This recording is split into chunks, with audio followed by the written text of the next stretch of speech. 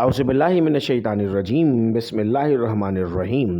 अस्सलाम वालेकुम बच्चों, मैं उम्मीद कर रहा हूँ कि आप सब लोग बिल्कुल खैरियत से, और आप सबको वेलकम एक मरतबा फिर ऑनलाइन क्लासेस में।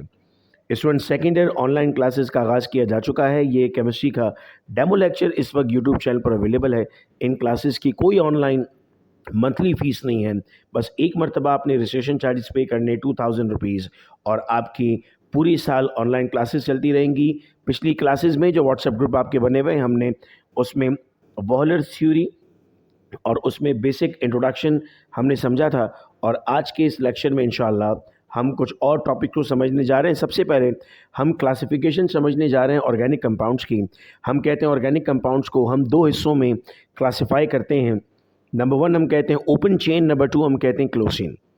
ओपन चेन से मुराद होती है हमारी एसाइक्लिक या एलिफेटिक यानी स्ट्रेट चेन कंपाउंड होगा, और क्लोज चेन से हमारी मुराद होगी जिसमें साइकिल्स बनेंगी। साइक्लिक कंपाउंड फिर दो तरह के हो जाएंगे हमारे पास। एक को हम नाम देंगे होमोसाइक्लिक और एक को हम नाम देंगे हेट्रोसाइक्लिक। अगर कार्बन के अलावा कोई और मौजूद है तो उसको हम नाम देंगे हेट्रोसाइक्लिक का, और अगर सिर्फ कार्बन मौजूद है चेन में तो उसको हम नाम देंगे होमोसाइक्लिक का। फिर होमोसाइक्लिक को बेटा दो में डिवाइड कर रहे हैं हम, एलिसाइक्लिक और एरोमेटिक। अब एलिसाइक्लिक जिसको आप नॉन बेंजीनोइड कह रहे हैं, अगर बेंजीन रिंग मौजूद हुई तो आप नाम देंगे एलिसाइक्लिक का, और अगर बेंजीन रिंग अगर बेंजीन रिंग मौजूद नहीं हुई तो आप नाम देंगे एलिसाइक्लिक का, और अगर बेंजीन रिंग मौजूद हुई तो आप नाम देंगे एरोमेटिक कंपाउंड का। सवाल आता है पेपर में, why these compounds are called as aromatic compound. चूंकि एरोमा का मतलब होता है खुशबू, तो ये कंपाउंड्स खुशबू प्रोड्यूस करते हैं, इसीलिए हम इन्हें एरोमेटिक का नाम दे रहे हैं। ये basic introduction vital force theory और वॉलर थ्योरी आप लोगों ने लास्ट क्लास में पढ़ी थी, और classification of organic compounds IUPAC nomenclature भी हम पढ़ चुके हैं, अल्केन अल्कीन अल्काइन का। वो बच्चे जिनके पास ये वीडियो लिंक्स नहीं है, जब वो रजिस्ट्रेशन करवा लेंगे तो उनको कंप्लीट चैप्टर की वीडियोस मिलना स्टार्ट हो जाएंगी। तो ये बेटा डेफिनेशंस लिखी हुई हैं ओपन चेन क्लोज चेन की, फिर होमोसाइक्लिक हेट्रोसाइक्लिक विद एग्जांपल ये हमारे पास मौजूद है।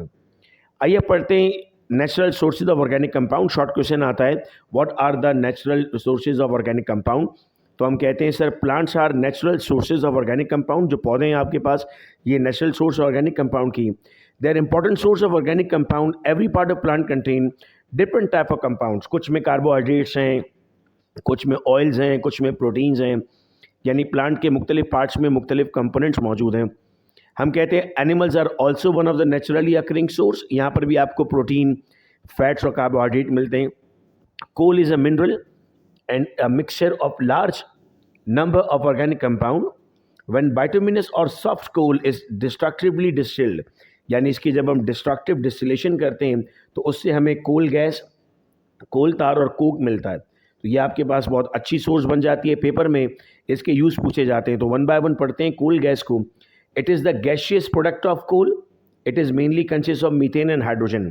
कोल गैस में ज़्यादातर मीथेन और हाइड्रोजन मौजूद है। हम इसे फ्यूल के तौर पर इस्तेमाल करते हैं। कोक इज़ द ब्लैक और brown solid product of coal. It consist of pure carbon. MCQ पूछा जाता है, which are the following form is the pure form of carbon. तो coke is the pure form of carbon. हम इसको solid fuel और reducing agent के तौर पे इस्तेमाल करते हैं।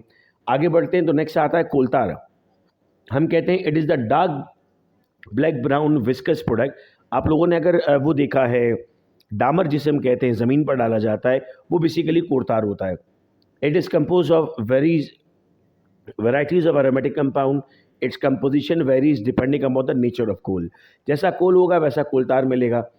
It is a good source of various aromatic compound such as benzene, toluene, xylene, naphthalene, ये सब मिलता है इससे।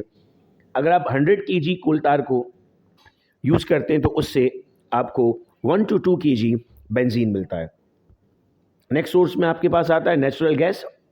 पेपर में सवाल आता है why methane is called as natural gas. आप देख रहे हैं मीथेन में 94.6% मौजूद है मीथेन नेचुरल गैस में। दैट इज़ वाई हम मीथेन को नेचुरल गैस भी कहते हैं। Natural gas, Sui gas, is a important mineral source of organic compound. It is a mixture of following, ethane भी है, प्रोपेन भी है, ब्यूटेन भी है, नाइट्रोजन भी है और कार्बन डाइऑक्साइड भी है। नेक्स्ट सोर्स आती है बेटा आपके पास पेट्रोलियम। हम कहते हैं it's an important mineral source of organic compound. In Latin petroleum means rock oil. It is viscous liquid containing alkane, cycloalkane, alkene, aromatic hydrocarbon, ये सब मौजूद होंगे और ये क्रूड फॉर्म में होता है। आपने सुना है कि पेट्रोल ज़मीन से निकलता है, तो सर अगर पेट्रोल ज़मीन से निकलता है तो इतना महंगा क्यों मिलता है? चूँकि उसकी रिफाइनिंग की जाती है। आपने ये भी सुना है कि सर कुछ सस्ते पेट्रोल भी मिलते हैं और वो आपके इंजन के लिए, गाड़ी के इंजन के लिए ठीक नहीं होते। आम पेट्रोल अगर 225 रुपये लीटर है तो वो आपको 150 में या पौने 200 रुपये लीटर में मिल जाता है, लेकिन वो आपकी गाड़ी के इंजन के लिए ठीक नहीं होता। तो क्यों ठीक नहीं होता? चूँकि सर उसकी रिफाइनिंग नहीं हुई होती। तो हेडिंग है हमारे पास रिफाइनिंग ऑफ पेट्रोलियम, और पेट्रोलियम रिफाइन होता है बाय फ्रैक्शनल डिस्टिलेशन। मेथड क्या है इसका?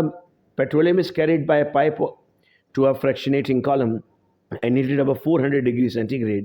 A number of products are obtained at different temperature and condense. जैसे जैसे टेम्परेचर आता जाता है वैसे वैसे मुख्तलिफ प्रोडक्ट्स आपको मिलते जाते हैं।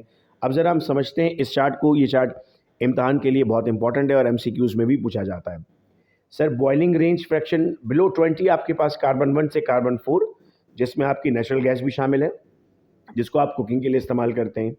20 से 60 में हम कहते हैं सर जब टेम्परेचर 20 से 60 डिग्री सेंटीग्रेड होगा तो C5 से C6 यानी जिनके बाद 5 या 6 कार्बन होंगे, इसमें पेट्रोलियम इथर शामिल है। जब आप 60 से 100 डिग्री सेंटीग्रेड की तरफ जाएंगे तो कार्बन 6 से 7 जिसमें आपके पास नेफ्था शामिल है। 40 से 200 पे जब आप आएंगे तो C5 से C10 हो जाएगा, इसमें गैसोलीन प्रोडक्ट शामिल हैं। 175 से 325 तक जब आप जाएंगे तो कैरोसिन ऑयल आपने नाम सुना होगा, ये शामिल है। 250 से 400 पर जब हम मूव करेंगे तो आपके पास कार्बन 12 या इससे हायर जिसमें डीजल ऑयल शामिल है। और नॉन वोलेटाइल का मतलब होता है जितना टेम्परेचर दे दें उनको कोई फ़र्क नहीं पड़ने वाला, इसमें लुब्रिकेशन ऑयल और एसफाल्ट शामिल है। ये अक्सर सड़कों पर और छतों पर इस्तेमाल किया जाता है। रिफॉर्मिंग का मतलब होता है arrangement of straight chain of alkane into branch chain. Define करने को आता है define reforming of petroleum. Refining अलग है बेटा, रिफॉर्मिंग अलग है। तो reforming is the arrangement of straight chain alkane into branch chain. इसको हम नाम देते हैं ऑक्टेन नंबर। अक्सर आपने पेट्रोल पंप पे भी लिखा हुआ देखा होता है कि आपके पास हाई ऑक्टेन पेट्रोल है तो वो महंगा मिलता है, लो ऑक्टेन आपको सस्ता मिलता है। तो लो ऑक्टेन जो है वो आपके इंजन को ख़राब करता है और इंजन में से एक आवाज़ आती है, उस आवाज़ को हम नाम देते हैं नॉकिंग। इस नॉकिंग को दूर करने के लिए बेटा हम इस्तेमाल करते हैं टेट्रा इथाइलिन लेड। ये लास्ट में जो लिखा हुआ है यहाँ पर टेट्रा इथाइल लेड, ये एंटी नॉकिंग एजेंट के तौर पर इस्तेमाल किया जाता है। नेक्स्ट डेफिनेशन आती है पेपर में चैप्टर से बेटा क्रैकिंग।